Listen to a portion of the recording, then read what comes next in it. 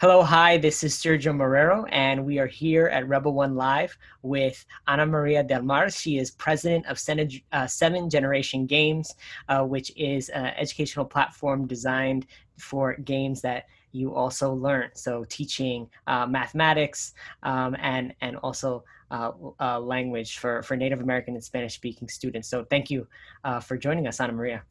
Thank you. I am delighted to be here. Yes. So just to share a little bit about Anna Maria's background. So she's a graduate of Washington University in St. Louis, University of Minnesota. She has her doctorate from University of California. Sorry, that was my.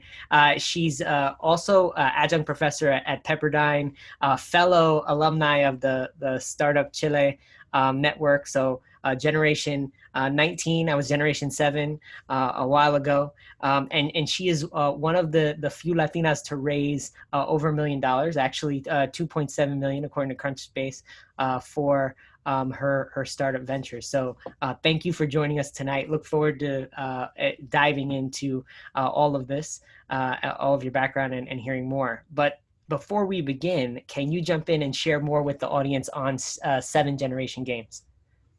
Well, we make games that teach math, and we do them in the context of Indigenous or Latina American history storylines, because every good game has a story. And we thought one of the reasons kids have difficulty with math is they don't see it as being interesting. They don't see it as being relevant to anything they do. And there has always been math. I tell people all the time, as our company goes, if it touches a number, we do it, whether it's statistical analysis or making games that teach math. And it's not something done by people who have some amazing math brain. And it's definitely something done by Latinos, okay? And, I have been the pepper and the salt shaker my whole life, one of 3 out of 60 women in my operations research class, or one of 2 women engineers in the plant at General Dynamics where I started working. And often there's this misconception that math is for certain people. Math is for everybody, right? I mean, if you go to Belize, you go to Guatemala, and you look at the Mayan pyramids, I mean, those are amazing feats of engineering, right? If you look at the Aztec Empire and the trade routes they had, all of that uses math. And my friend Eric Longi, who is from the Spirit Lake Nation, I remember him telling one of his grandkids one time who had done poorly on a math test, I guess, because we're in the school and his little grandson comes up to me and says, "Papa, I don't need math because I'm Indian." And Eric just stops dead and he looks down at this little 4th grader and he says, "My boy, we were a nomadic people. We roamed all over these plains. And do you think when we ran into another tribe, it was like, what a coincidence, more Indians?" He said, "No, we estimated those time, rate, and distance problems. We did that. That's part of who we are." And, I have a friend from South Dakota who says the same thing about the Lakota, or the horse people. And if you were going to be riding horses all over, you got to have ideas about how long you can ride and how fast. And so, yes, when we came up with this idea of making games, one of the things we really wanted to convey to kids, to everybody, is that math, there's always been math. It's everywhere. It's not just for this certain little boxed group of people. It's for any kid that wants to learn, and any adult. Is that more than you wanted to know? Obviously, this is my soapbox. It's great. And understanding when you say, serving the needs of Native Americans and Spanish speaking students, what does that mean? What does that look like?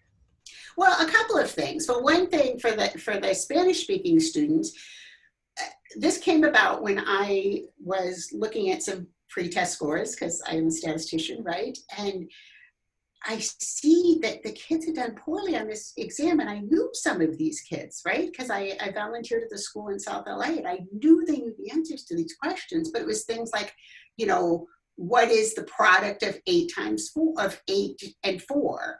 And they didn't know the word product meant. I mean, in context of math. Because, and there's a lot of discussion in the literature about academic language versus conversational language. Like me, we would speak Spanish at home, but we didn't have discussions about things like canonical correlation, right? Like all of my education has been in English. So for kids, sometimes they're reading an assignment or a math problem and they don't get it, not because they don't know the math, but because they don't understand the actual English vocabulary. So for example, in Aztec, the story begins, on every single page, you can click on the button in the top left of the screen and it will flip all of the language from English to Spanish. All the text, all the audio, you can hear it read to you in Spanish. And that's the other thing. In the US, there are a lot of kids who hear Spanish at home and they learn English in school. So they may be close to illiterate in Spanish. So having the text in Spanish is not helpful, right? So they can have the audio in Spanish. So for kids that are learning English as a second language, we're trying to remove the barrier of the language to them in learning math. And you never know how things are going to be used. One of the funny things that I saw, I thought these games were going to be used by teachers in rural areas that didn't speak Spanish. You know, I had a teacher say to me, I grew up in a little town in the Midwest. I went to, I don't know, Missouri Baptist College or something like that, you know, some little college in a rural area. And I moved back to my hometown. I married a farmer. And I teach 6th grade. And once a year or so, I'll get a child that maybe their parents are working in a restaurant, they're working on the farms, and that child doesn't speak English. And I say, well, just watch what the other kids are doing. And she said, I know I'm not doing right by that child. I know I'm not, but I'm in a little town. We have no bilingual materials. I don't speak Spanish. You know, at least if you're in LA, you can ask another kid in the class to translate, which is not the ideal thing either. And she said, I know I'm not doing right by these children. Is there something you can do? So we came up with this. We make apps anyway. We came up with these bilingual functions where it will flip over from English to Spanish and back again. We have a website where the teachers can actually download videos or PowerPoints. So their presentation, they might be giving in English to the other kids. This child can watch in Spanish. And so that's all great, right? So then I noticed that because I see the data, right? And I see what teachers are using them. And I noticed that some of these emails, so it's like, wait a minute, I know this person and they're from Mexico. I know that they speak Spanish. They do. And so I asked a couple of my friends, I mean, I'm glad you're using our stuff, but you speak Spanish, you could translate all this. And they would say, oh yeah, but when do I have that time? When do I have the time to do 2 lessons for every lesson plan, one in Spanish and one in English? Or how can I be teaching this group of kids in English with these kids? I know that they understand English, but it's limited as far as the academic English. They don't know what an idiom is. They don't know what a paradigm is. And these kids just came here from Honduras last week. So they don't understand a word of English. How do I teach 3 different groups at the same time? So the software obviously can accommodate those individual differences. The kids having a headphone like I do, they play in Spanish, they play in English. Some of the kids who are playing, they'll play some of it in English and then they'll realize, oh no, I don't get this part, and they'll switch to Spanish. So we have games for kids who are English language learners in the US. Now, one of the funny things that happened is I found that about 10% of the people using the games are Spanish teachers in high school, which is not what we intended, right? We thought this is for kids in grades 3 through 8, learning math to help them. But some of the Spanish teachers said, you know what?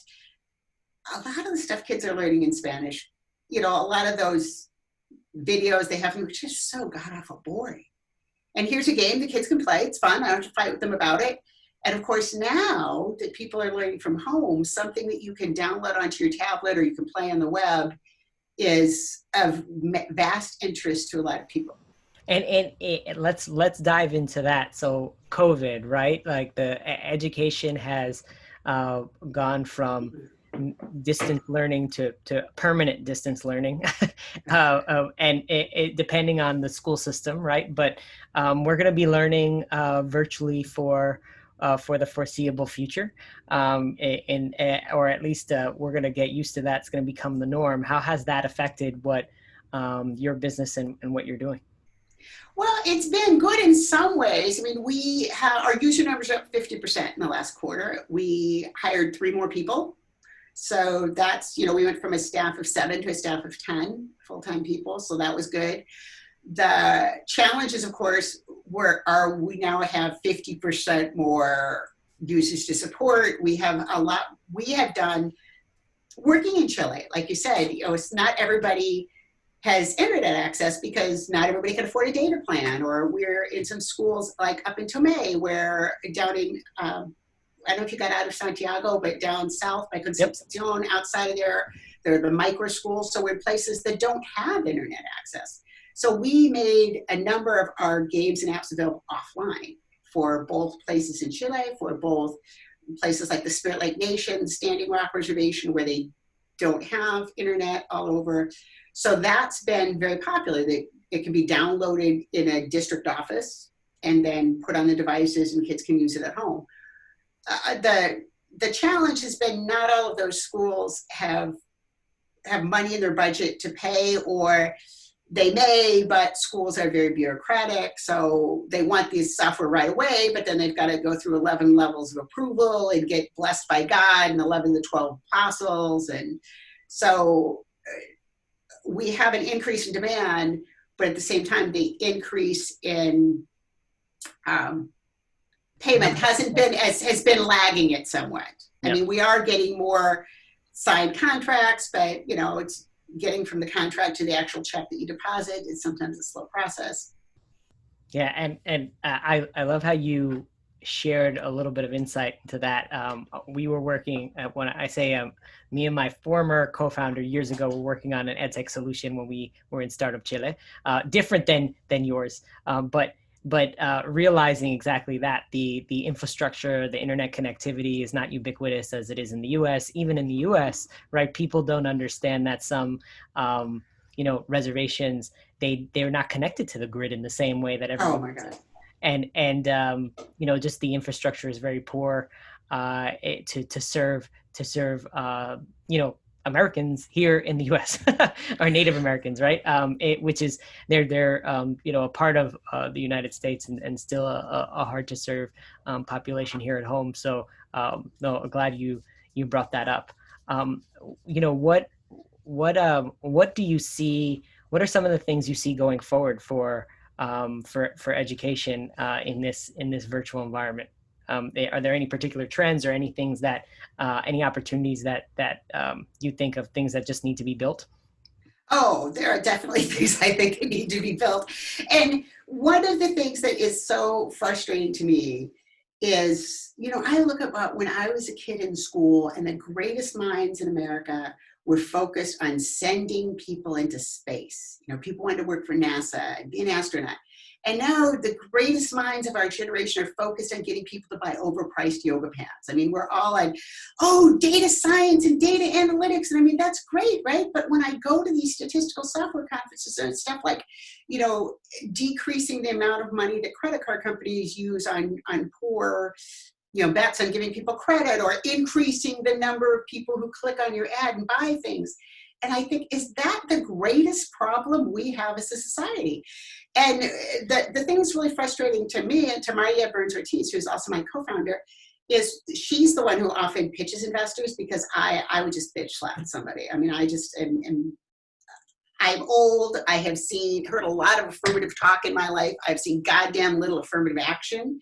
And I see so many needs that are not being filled, are not being addressed, because we're focused on everybody wants the next unicorn. I want a 10x return. I want you to make billions of dollars. And I say the ticket to success for kids is math. That many kids who could be software developers, who could be designers, who could be architects, who could be engineers, their math skills are not adequate to going to college and do math at college level. We should address this. We should develop apps that these kids could use wherever they are, things that would be intrinsically interesting to them. We should develop things that run on low-end hardware that don't require constant connectivity, because it's not just on the reservations. It's kids who live in South LA and East LA that don't have an unlimited data plan because their parents can't afford it. we should do these things. Everybody's like, oh, this is great. This is so important. This is wonderful. You should do this. And I say, oh, would you like to invest some money into our great support? Oh, no, I think I'll invest it into renting luxury villas, because, and I hear that. Well, why are you focusing on Title I schools? Why are you focusing on schools that have a high percent of kids in poverty? Why don't you focus on the Harvard Westlakes, the schools that have a lot of money? And then when you make money from them, then you can use all this money that you have made to go to those lower end schools. But you know what happens with those companies? They never do get to the second part. They just, cash in all their checks and buy an island. And so, yes, I think what we really have a huge opportunity to use the technology we have to get onto the devices that all those kids have and try and teach them, but it's going to cost money. You could make a fortnight for education. You could do it. We have the people in this country. We have the people in our company. And for us, it's been pushing water uphill. Thank God for the U.S. Department of Agriculture and the National Institutes of Health and Kickstarter, because that's where our money has come from, the people who believe in making things better. We do have investors. We've done a couple of seed rounds. We've raised $400,000 through angel investor funds. And boy, they are angels in every sense of the word. But I think some of those social impact funds should really start to try and have a social impact, because I have had it with those people. This is why Maria was nervous, and she said, maybe I should do this interview instead of you, because I will say what I think. And Maria will say what she thinks too, but she thinks nicer things. If you're a social impact fund, quit looking for 10x returns and try and invest in some things that will actually make a goddamn social impact. Aren't you sorry you asked now? Love it. No, it's good. It's good. We need some truth telling. So diving in on the investment side, you've raised 2.6 million. One of the very few, women of color that have done so. Can you share more about, what that took and how that journey has been? It took not taking no for an answer for many years. And I'll tell you an analogy, a random thing you may not know. I was the first American to win the world championships in judo. And obviously, I'm not male, not Asian American, so I'm very counter to the stereotype in every way. And at the time, when I was in college, I went to college in the Midwest, also not a big hotbed for judo, St. Louis, Missouri. So from that, I developed the ability to focus on a goal for a very long time. And I think one thing people don't really understand about startups, and I know you know this, it's not that thing you started up in your garage and 13 months later you had, $1 billion. And when you hear about these people, oh, they're a serial entrepreneur and now they started this thing and had this hockey stick growth rate. Serial entrepreneur usually means you had some failures and you've been working at this for 5 or 6 or 7 years. So I wanted to make games. I thought that this was an opportunity to reach a lot of kids, and it was greatly needed.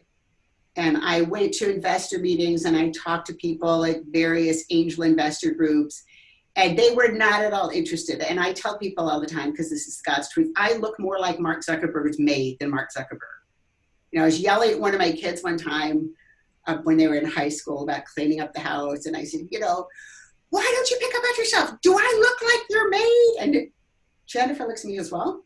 You're short, you're Hispanic, you're older. You actually do look a lot like our maid. I should beat this child more often. So yes, I am not anybody's stereotype of what people who found game companies look like. Nobody's giving me any money off of an idea I sketched on a napkin. And I went to lots of events, and I have a PhD. I mean, this thing about, that the bar keeps raising if you don't fit that stereotype. I tell you what, I have a PhD. I've been an engineer. I've taught math at every level from middle school through doctoral students. I have founded multiple successful companies before 7th Generation Games. I founded the Julia Group, which does statistical customized software. We've made money for, a dozen years straight. But that's not enough, right? Sheryl Sandberg, I don't agree with everything she said in her book. In fact, I don't agree with most things. But I do agree with the part where she said that women are judged on accomplishments and men on potential. So that's a long-winded way of saying nobody gave me a goddamn dime when I had this idea. And people told me, no, it isn't a good idea. It won't make money. You are not what somebody who founds gaming companies look like.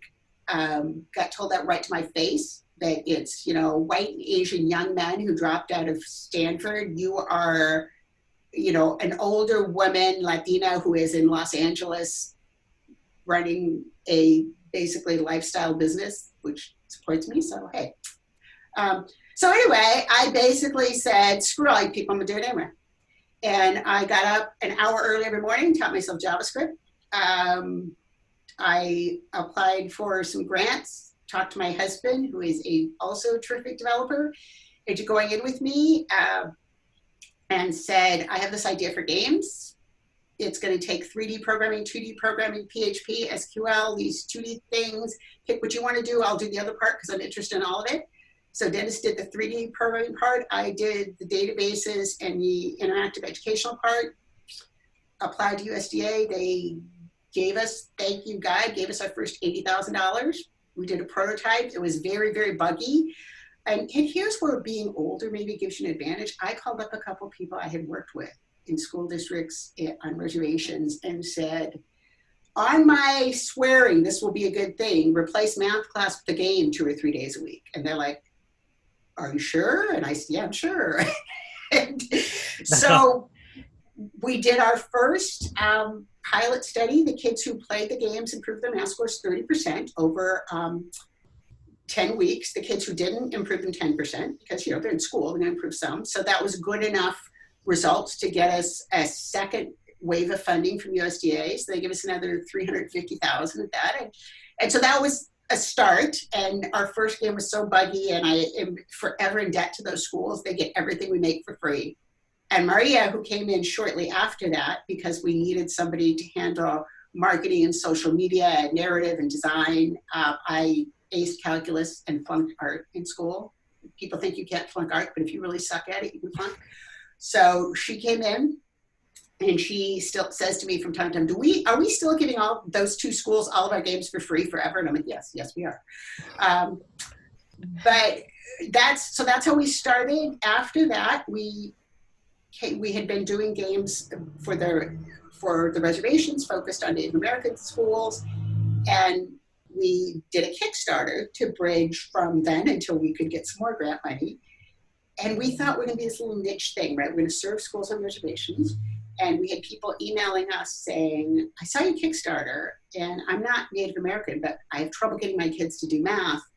Is this game just for Native American students? And Maria, this is why she's the CEO, said, do you have $10? Because if you do, all these games are for you. But what she says too is, I was not a plumber, but yep. I played Super Mario Brothers. Yep. So that's how we started. Then we had done this with my friend Eric, the one I mentioned, with the grandson. And he was our cultural consultant, and we worked with the Spirit Lake Nation. I have another friend, Willie Davis, and Dr. Carol Davis at Turtle Mountain Reservation. We worked with on the Ojibwe games. And I really wanted to do something for Latino kids because it's near and dear to my heart. I have a lot of, obviously, my grandkids, and kids that I have worked with in South LA for many, many years, my friends' kids. And so I proposed to USDA that they give us funding for a game based on the same model, but bilingual.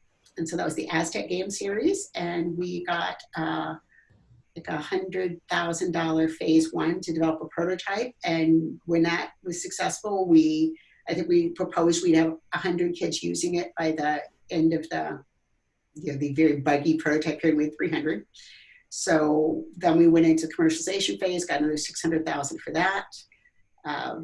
We did another couple Kickstarter campaigns. I could tell you every wrong thing to do in Kickstarter.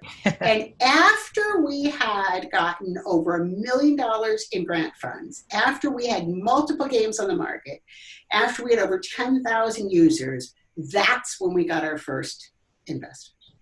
Mm. And to me, that really reveals a lot about how the bar is different. Yep, right? Absolutely. That's amazing. That's an amazing, such your input. What is it? Such persistence and the bars, like you said, the bars that you have to hit and in other realms, it's not the back of a napkin. That's not enough. Right. Yeah. So that's amazing. And so how did you meet your co-founder? You mentioned your co-founder. I met my co-founder is my husband, who I have been Yep. married, was two co-founders, Maria, my husband, who I've been married to for 23 years. We originally, probably one of the few couples ever back in the day, who probably one of the first couples ever who met on the internet. I was random fact, but it's a long story, but I was searching for something and I typed in University of California and physics and 8 pages came up. This is how long ago it was. The internet was a new thing and usually only like people at universities had it. And this guy DeMars, my husband went to UCLA for his doctorate in particle physics. And he left after he passed his exams to go make money. But anyway, he was one of the 8 and I messaged him and asked him a question. He wrote me back and like internet, the email was a new thing. So this was somebody else. It's like, you have email, I have email, let's be friends.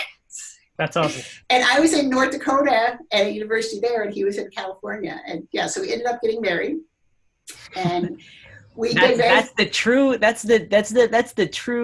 internet dating. That's yes. way that's way awesome. Back. We're pioneers.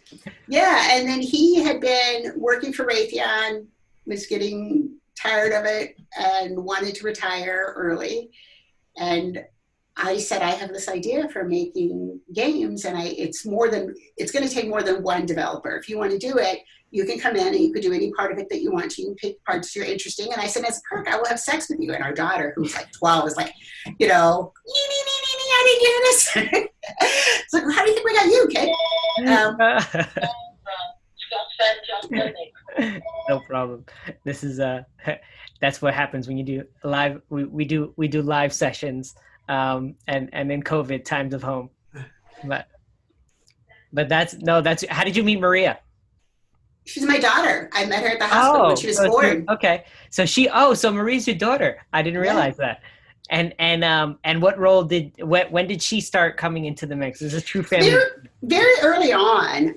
She was a journalist. She worked for ESPN at the time, and she was thinking about going to grad school, going to get an MBA at either Boston University or Harvard because she lived right there in Cambridge. And BU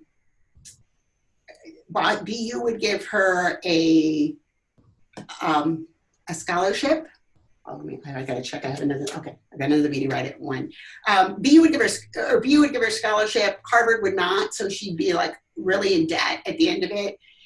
And I said, why are you doing this? And she said, I've come pretty as far as I could come in journalism, or sports journalism. She was not even 30 years old. She already worked for Sports Illustrated. She'd already worked for Fox News Latino. She'd already worked, she was working at ESPN, and she wanted to get into startups. And I said, look, Mija, I have this idea. Come in and join with us.